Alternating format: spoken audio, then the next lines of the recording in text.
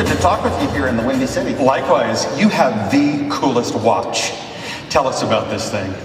Oh, well, I like to grab unusual geek gadgets, so this watch is one of them. Little old Nixie tubes made 40 years ago, and they were made for calculators before LEDs, and when I turn my wrist, hours and minutes get displayed, and it's the coolest watch in the world. Even works in the bathtub? But I don't wear it because it's geeky and unusual. I was going to wear it for 1 week, show it to my gadget friends, go back to my beautiful watch with beautiful hands and dial and all that, and I put it on, and my head is more pleasant. I like the same thing with computers. Yeah. Whenever I use something, it seems to be just natural the way I think.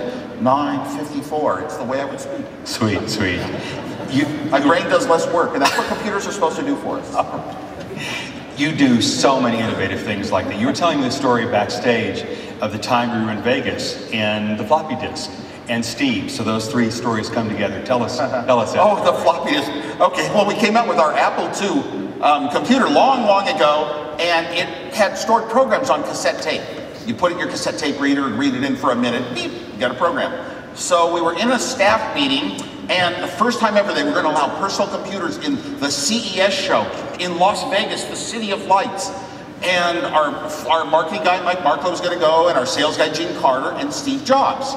And I was way too shy to ever say, oh, will you pay my way to Vegas? I want to see what the city looks like. So instead I said, if we have a floppy disk in 2 weeks, can we show it? And Mike Marklow says, yes. And oh my gosh, I've never worked with a disk drive in my life. I've never studied them. I've never done anything with a disk operating system. But I knew that if in 2 weeks I developed some hardware that could write data on a disk and read it back, and you could type run checkbook and it would run a program, I get to go to Vegas. And motivation. They talk about extrinsic motivation, which is your salary, your grades in school, the things that people can see, your prestige, your awards, your title.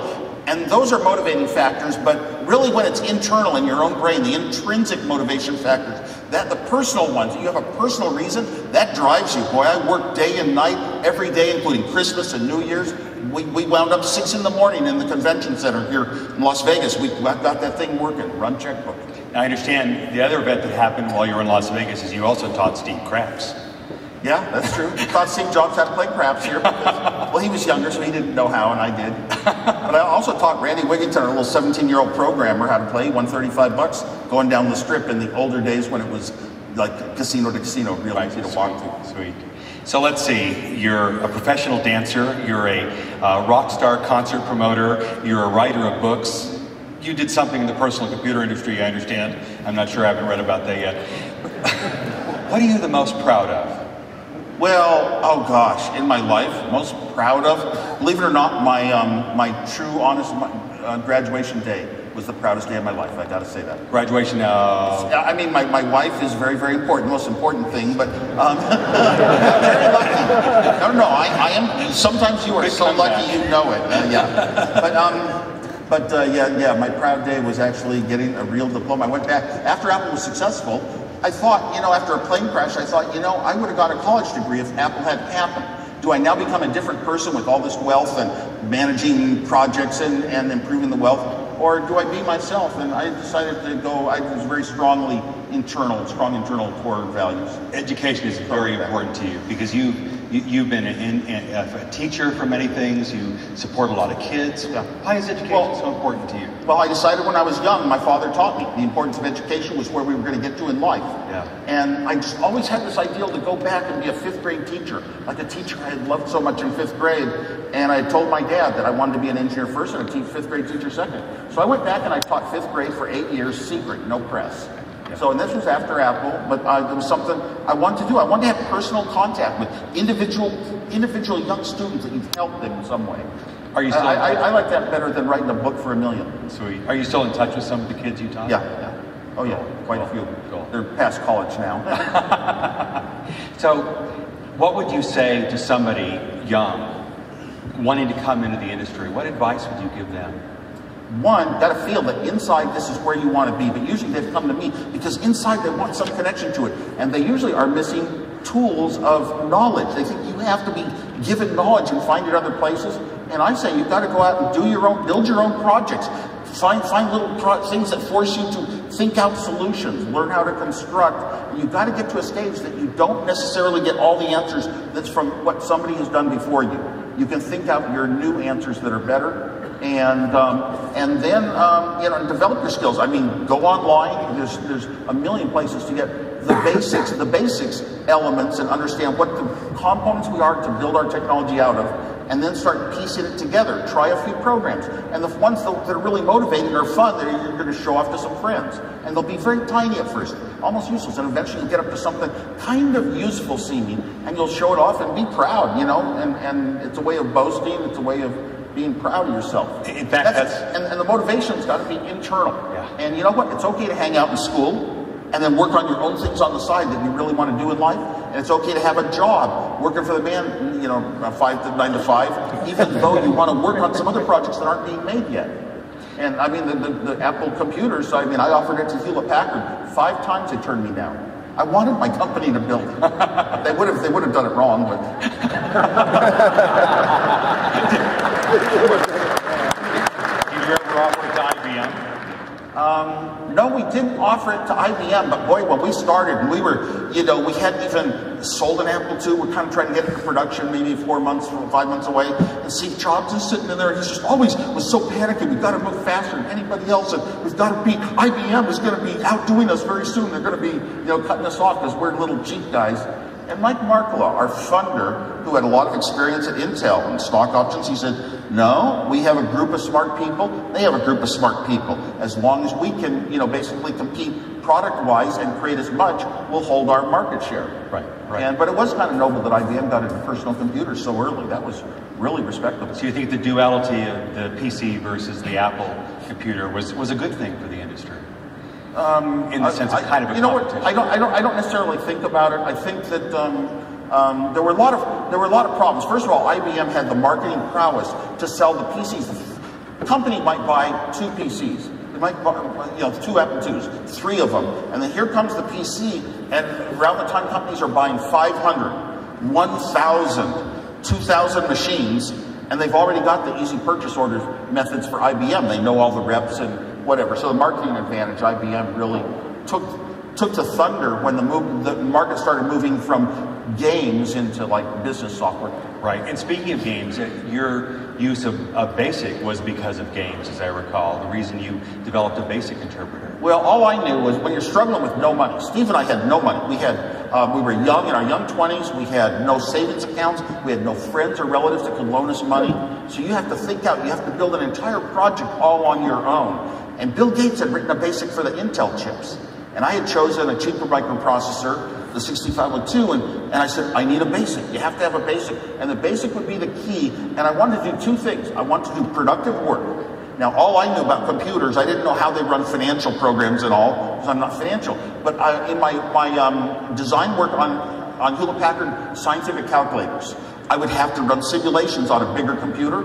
I want to be able to run my HP simulations, and I also want to play games. Computer games were new, they were unknown, they were text only back then, and they were just, I had seen a few, and they were just a highlight. So you have to have games, and I called my BASIC Game Basic. And if you go back in all my handwritten notes, it's always Game Basic. And I just had to write it. I had never taken a course in writing the language, but I claim I have an MIT education in it, because a friend at MIT had sent me some Xerox copies of his books. so I knew a little bit about it. Yeah, but you know, if I don't have a BASIC, I don't have a computer that I can type a program in and have a solution to a problem. Right. So, and that was really what really impressed people at my club. Everybody would be looking over his shoulders. You got this little board the size of a sheet of paper with only about 30 little $1 chips on it, and he's typing on a keyboard running BASIC. That was really impressive. And the club you speak of is the Homebrew Club. Yeah, Homebrew Computer Club. You were a shy guy back then and still are. And as I recall, you didn't speak much during those clubs. Correct. I didn't speak anywhere in life. Like when I was in classes, I'd never raise a hand. I'd sit in the back. And in the Homebrew Computer Club, I'd sit in the back row of 500 people, and I never once raised my hand to speak. But I listened. All these Stanford academicians and ones from Berkeley and people that were relating this new low-cost computer to how it was going to affect people and society and make us be better education. We'd be better to communicate. Post a notice and 100 people could read it right away, you know, and they would know that where you're supposed to meet instead of some other place. And oh my gosh, these I was so thrilled. And a young kid you take in your own computer with the software programmed by your 10-year-old at home. You'd plop it on your desk at work, you'd type in the company's financial data, and it would pop out the results. I was so impressed. I was young and naive, and I thought, wow, the small individual person is going to be more powerful than the CFO. And these things, that's why I said, I've got to build a computer for all these people that want to do these great things. Do you think that's still true, that in the sense of the infrastructure we have now, is the individual still powerful in that way? Oh, no, that went away very quickly. What happened was, my idea was,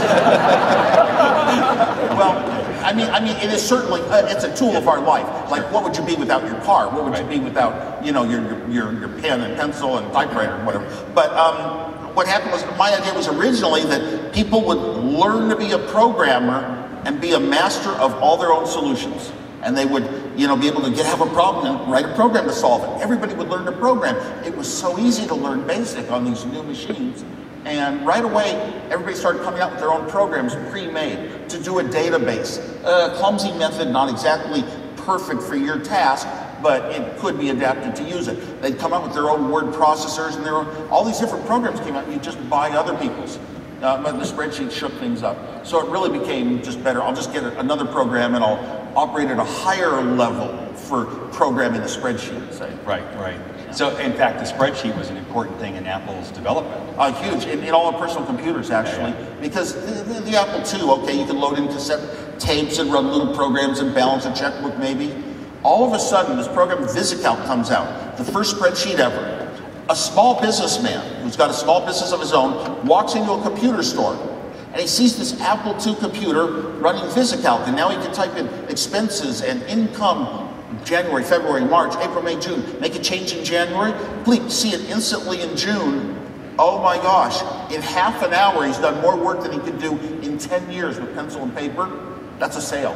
And they were buying solution. The complete solution was the hardware from Apple and the software from Personal Software, and buy the solution. Then they started buying more and more boards for better spreadsheets. And that was when our market shot up 10 times and made us such a hugely successful company. We were going to have a big successful IPO and all that. Right.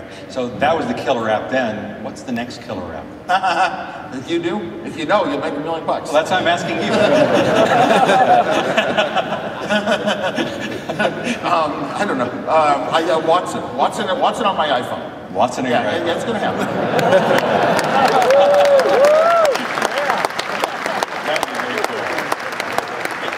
Speaking of iPhones, you don't have just one iPhone, you have multiple iPhones. Tell us what's in your backpack most of the time. Oh gosh, my backpack. People love to hear my technology stories, but I'm almost always carrying an AT&T and a Verizon iPhone. I have two AT&T iPhones because I lucked into an old grandfathered account for unlimited international data. Great. Yes. $64 a month.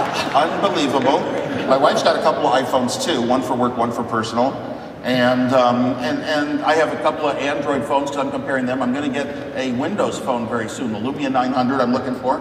So I'm always reading the gadget pages and I want to try as much time as I have. And I've got a million other cellular devices, MiFis and Kindles and iPads and things like that. You are one of the happiest guys I've ever met, and I admire that and celebrate that. He absolutely is. But I think you have an underlying philosophy of your happiness that I'd like to learn more about. How do I become a happy Woz? Well, the problem is you have to think out your own clues to happiness when you're young. Like your personality is shaping around maybe 16 to 20 years old. You're exploring the ways you're going to be. What are your important inside values and their secrets to you? Right. And mine were secret to me. And a lot of it was being good, knowing that my ideas were good, even if another person didn't agree with me. You don't ever have to have an argument. You think your way, I think mine, and I believe mine's right, and I can walk away and I don't ever have to argue. Right. So non-conflict is a lot of what's gotten me happy in life, and that means also not making things so important. I'm going to be so upset if somebody loses an election or something like this. Very non-political, not caring about a lot of those things, because then you don't be upset all the time. What's the measure of life? How I ran my company and got this budget and did that and built these products and all that? Or is it going to be, I went around all day long on the street with no job, no home, and I was just laughing, telling jokes with my friends? Which would I rather be when I die? And I decided I'd rather be the guy having fun and laughing and, Sweet. And so I was lucky that I had the computer talents, but in all my jobs, it was so important to me to have a lot of joking with your compatriots at work. you know. If you can imagine yourself being born now, the age now that you were back in the Apple days, what could you imagine yourself doing? I would think right away I'd be writing apps for the iPhone or some phone. Some phone, maybe an Android.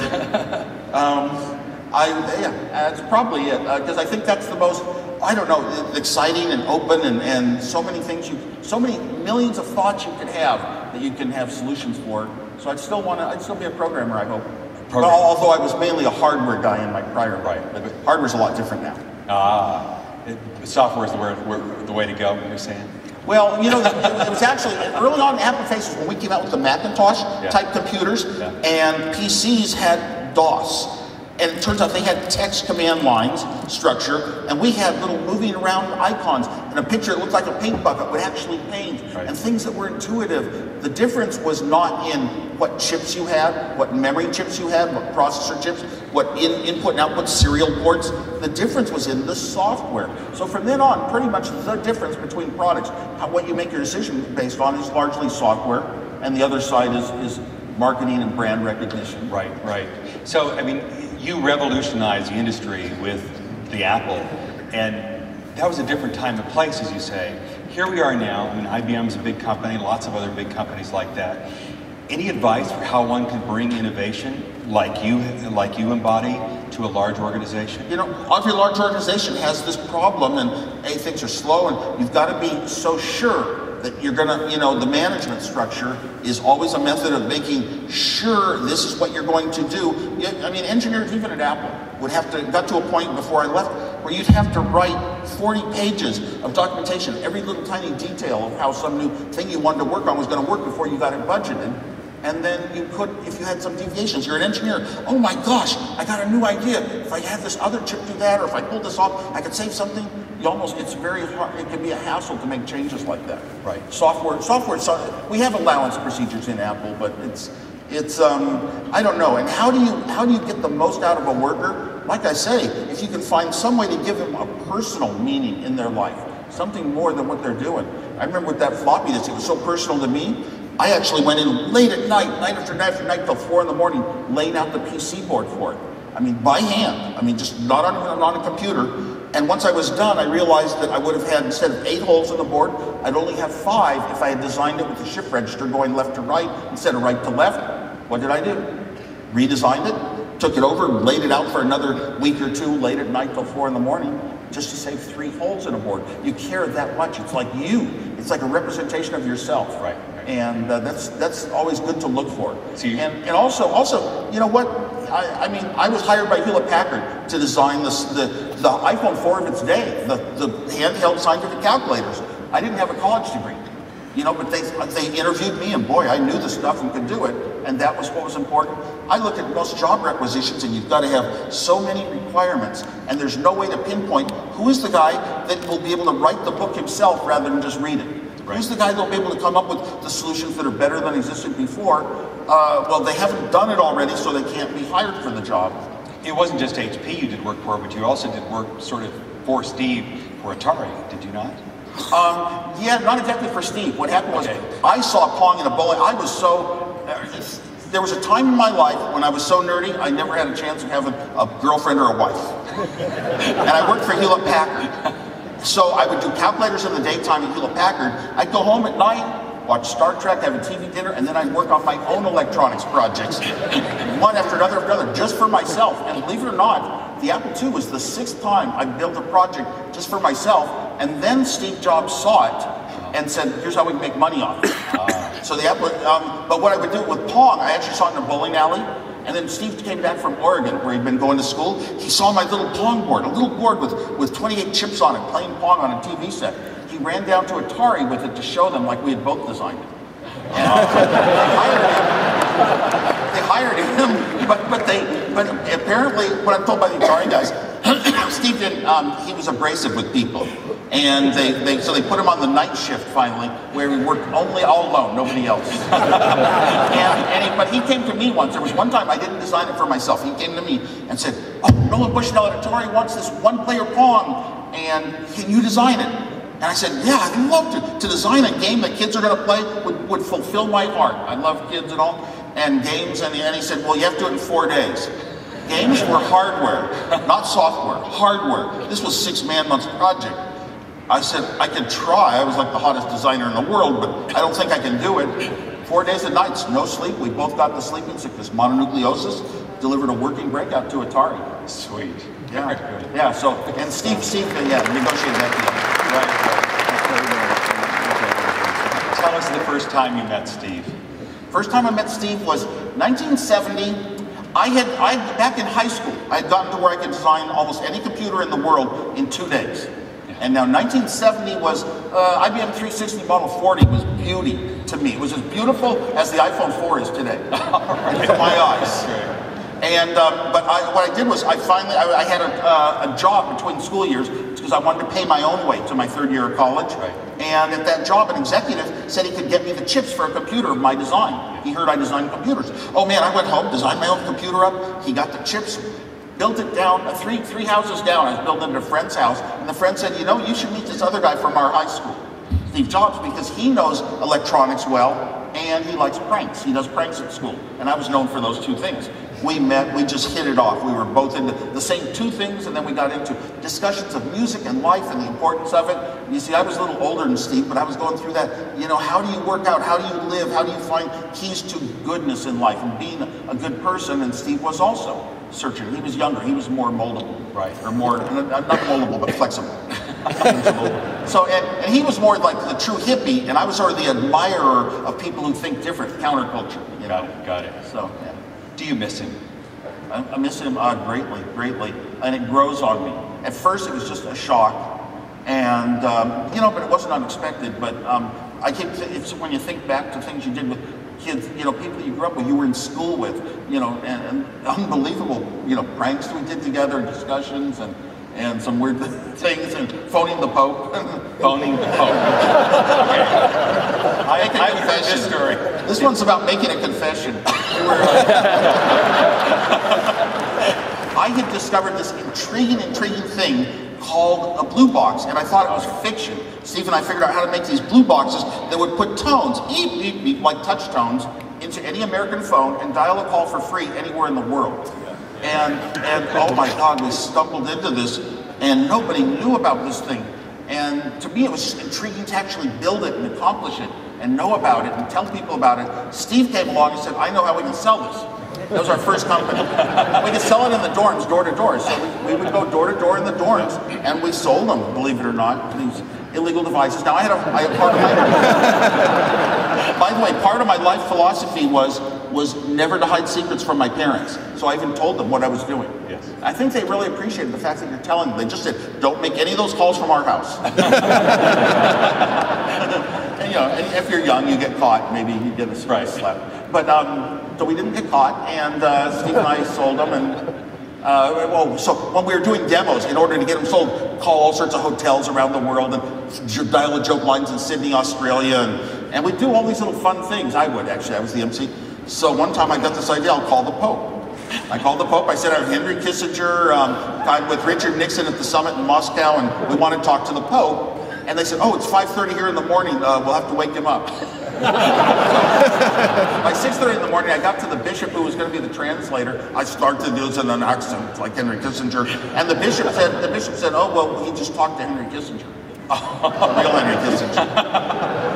So you never got to confess to the Pope? Not quite. What would you have said to him if you had gotten through? You know, I didn't think that far ahead. That's true. Wow. Okay, I don't know where to go. I would tell him I have an uncle who's a Catholic priest. Okay. Yeah. You're going to put in a good word for him? Myself.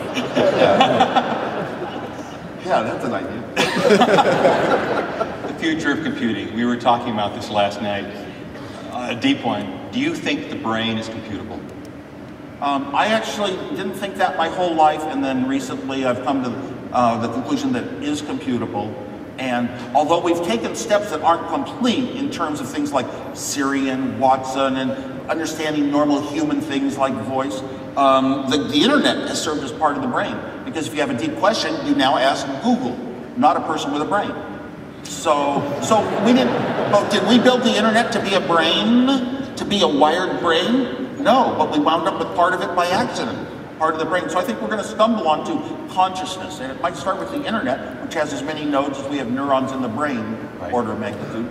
Do you think Watson's a step along the way? Watson's a great step, unbelievable. Yeah, to see that sort of, to see that happen. And it's also great to talk into my phone like a normal human being, you know. I'd like a reservation for 6 at 8 p.m. Wednesday night at Ruth's Chris Steakhouse, and it does it. Yeah. And you know, you know, or navigate to MGM Grand, and it does it. Let's talk about education again, because I know you love teaching kids, and you have so many kids that you have inspired over the years.